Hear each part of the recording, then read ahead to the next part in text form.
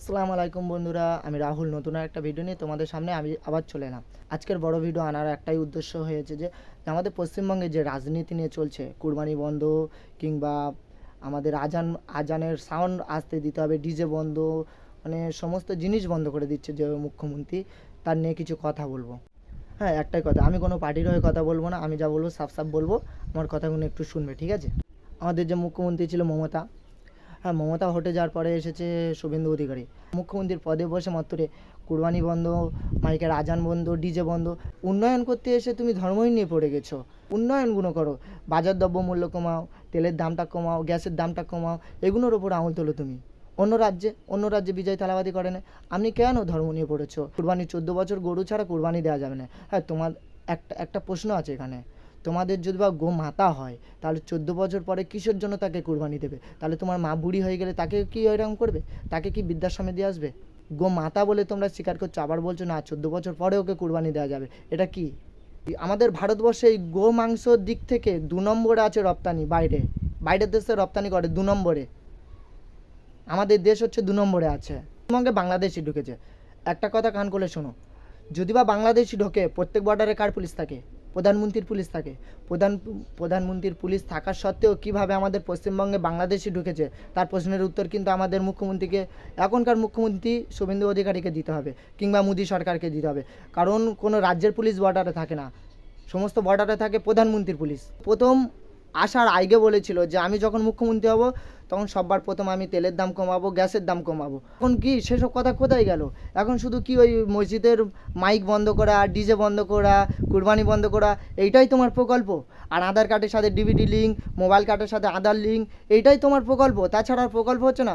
হ্যাঁ, কিছু কিছু বিজেপি লোকেরা বলেছিল, আমি কারোর মানে উদ্দেশ্য করে বলছি না, আমি কোনো পার্টির ছেলে না, ঠিক আছে, তবুও আমি বলছি, কিছু কিছু বিজেপির ছেলেরা বলেছিল যে মমতা ব্যানার্জি যে 1,500 টাকা দিচ্ছে ভিক্ষে আমরা নেবো না, আমরা চাকরি চাই। তাহলে আজকের যে শুভেন্দু অধিকারী 3,000 টাকা করে দিচ্ছে, এইটা তোমরা কেন নেবে ভাই? 3,000 টাকা করে কেন নেবে? তোমরা তাহলে চাকরিটা খোঁজো। হ্যাঁ, তুমি 3,000 টাকা দিচ্ছ, আমরা মেনে নিচ্ছি, রান্নার তেলের দামটা কমাও। যে সর্ষের তেল, আমরা পাম তেল খাই, তেলের দামগুলো কমাও। আর যে বলেছিলে যে দিল্লি মুম্বাইয়ের যে তেলের দামটা থাকবে, পেট্রোল ডিজেল, ওই তেলের দামটা হবে, কবে হবে? ওইটা তো তুমি মুখ থেকে এখনও প্রকাশ করছো না। গ্যাসের দামটা কমছে না কেন এখনও?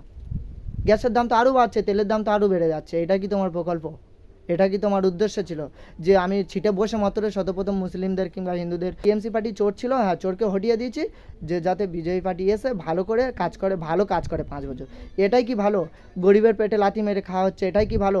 যেসব স্টেশনের দোকানগুলো ছিল, একটা গরিব মানুষ যখন স্টেশনে যেত, 10 টাকার যে মশলা মুড়িটা খেত না, ওদের কাছে থাকে না যে 30 টাকা 40 টাকা, থাকে না যে 50 টাকা, থাকে না যে স্টেশনের ভিতরে কাঁচের দোকান থেকে খাবার কিনে খাবে।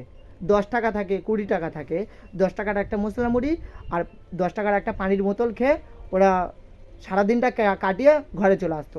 আর এখন টাকা নেই, 20 টাকা দিয়ে আমি কী খাবো? এখন স্টেশনের মধ্যে যদি বা আমার খুব জোরে খিদে পেয়ে যায়, পানি পেশাবে যায়, তাহলে আমি কী খাবো?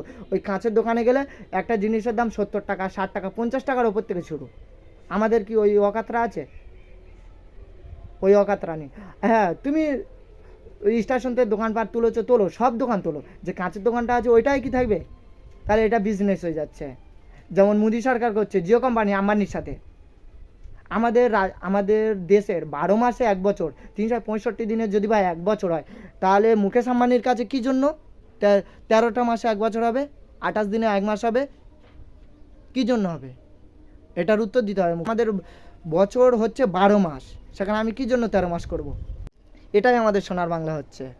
আমাদের মুখ্যমন্ত্রী বলেছে, মোদিজি বলেছে, আমাদের বাংলাকে সোনার বাংলা করবে।